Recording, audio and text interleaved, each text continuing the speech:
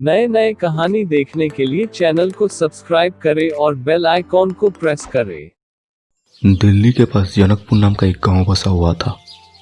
उस गांव में मोहन नाम का एक व्यक्ति रहता था। मोहन की पत्नी का नाम सीमा था। मोहन और सीमा एक छोटे से घर में रहता था। उन दोनों का ही बहुत ज्यादा उम्र हो चुका था, इसलिए सारे गांव वाले मोहन को बाबा जी कह के सम्मान करता था। अरे बाबा जी, इतनी ज्यादा गर्मी में आप ऐसे धूप में क्यों घूम रहे हो? अरे बेटा, कितनी भी गर्मी हो या सर्दी हो, इस पापी पेट के लिए काम तो करना ही पड़ेगा। हाँ बाबा जी, बात तो आप ठीक ही कह रहे हो, फिर भी थोड़ा सा ख्याल रखिएगा अपना।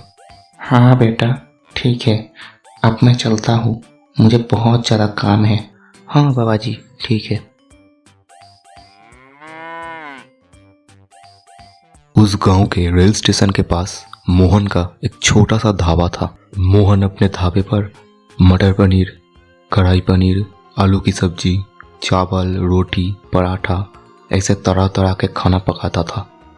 मोहन का पकाया हुआ खाना बहुत ज़्यादा स्वादिष्ट होता था।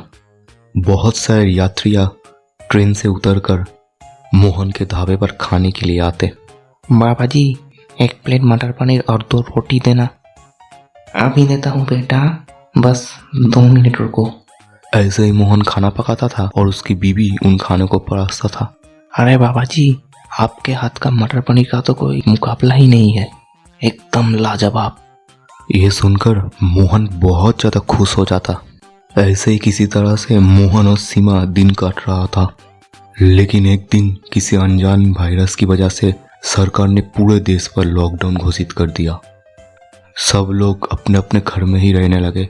दुकान, ट्रेन सब कुछ बंद पड़ गया। मोहन भी ढाबा नहीं खोल सकता था लॉकडाउन की वजह से। फिर 3 महीने बाद धीरे धीरे सब कुछ फिर से खुलने लगा। मोहन भी अपना ढाबा खोलकर फिर से तरह तरह के खाना पकाने लगा, इस उम्मीद से कि फिर से सब लोग उसके ढाबे पर खाने के लिए आएंगे।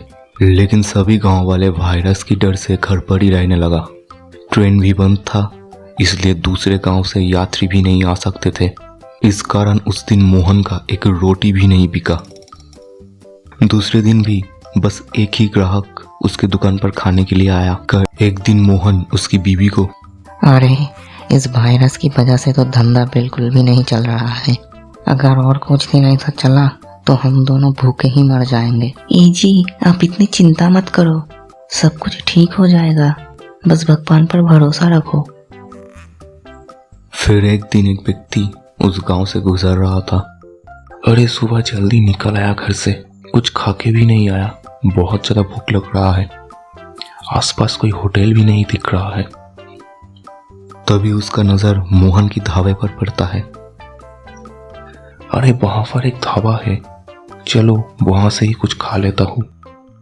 यह सोचकर वो व्यक्ति ढाबे की ओर चल पड़ा। अरे बाबा जी, खाने में क्या है आज?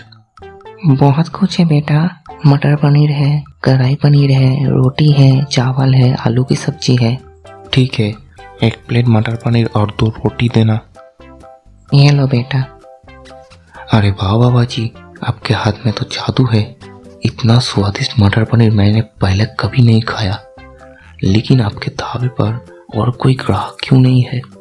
अरे बेटा, अब क्या बताऊँ तुमको, इस वायरस की वजह से लोग घर से ही नहीं निकल रहे और ट्रेन भी बंद है, इसलिए ढाबे पर कोई भी ग्राहक नहीं आ रहा है।